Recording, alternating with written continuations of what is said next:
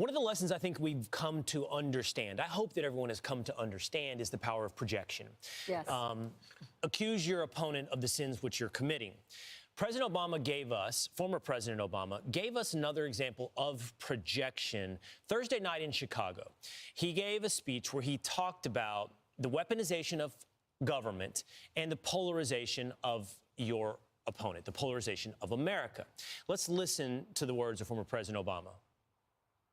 Since total victory is impossible in a country politically split down the middle, the result is a doom loop of government gridlock, even greater polarization.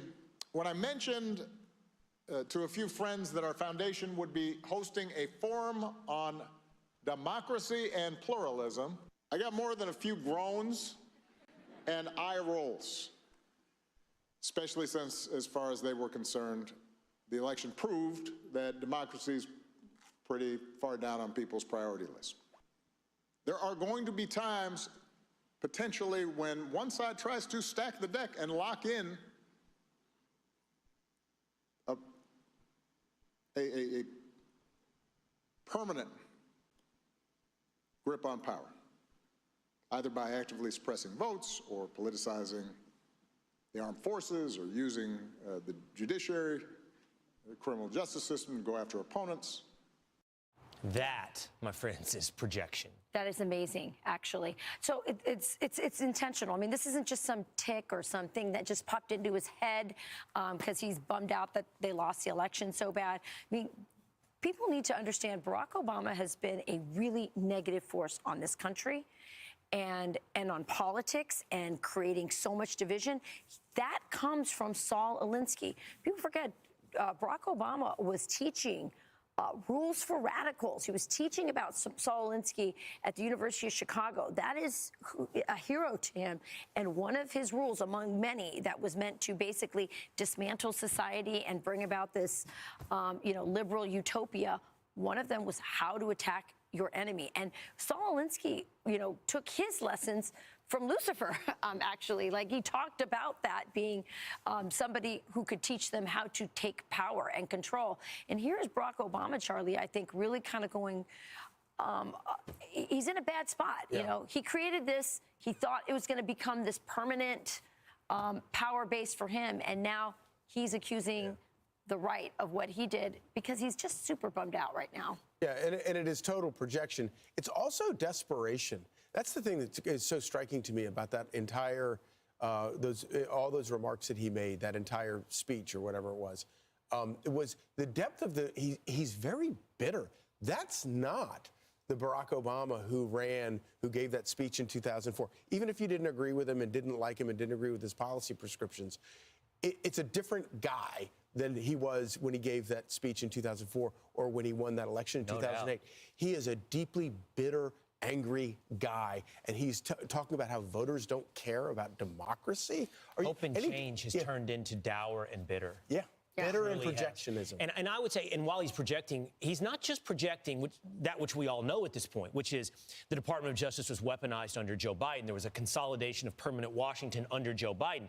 What we should also point out is it all began under Barack Obama. Yes. Yep. That is when, for example, he spied on a Fox News reporter. That is when Lois Lerner targeted conservatives with the IRS. That is when much of this began and was just extrapolated under the presidency of Joe Biden. Yeah, and then they also, under Barack Obama, and then metastasized under Joe Biden, which, many people believe that administration was being run out of Obama's mansion in Colorado, Washington, D.C.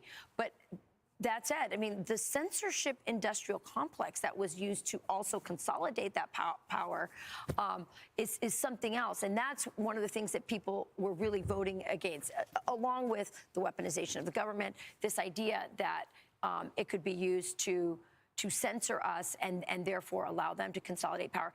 Barack Obama is very isolated right now. Even his best friend, George Clooney, who wrote the op-ed that ended up pushing out Joe Biden, is now upset at Barack Obama going, hey, you told me to write that op-ed. Now everyone's blaming me online. Where are you, Barack Obama?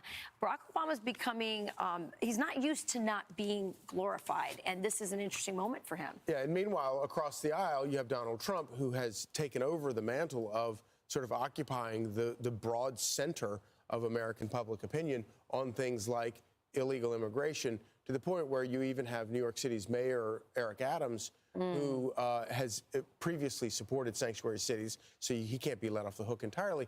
But he's open to the idea that Donald Trump and Republicans might very well have some solutions to solve the grave problems in the city. Watch this.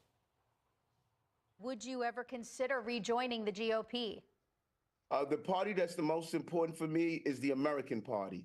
I'm a part of the American Party. I love this country. This is the home of the free, the land of the brave.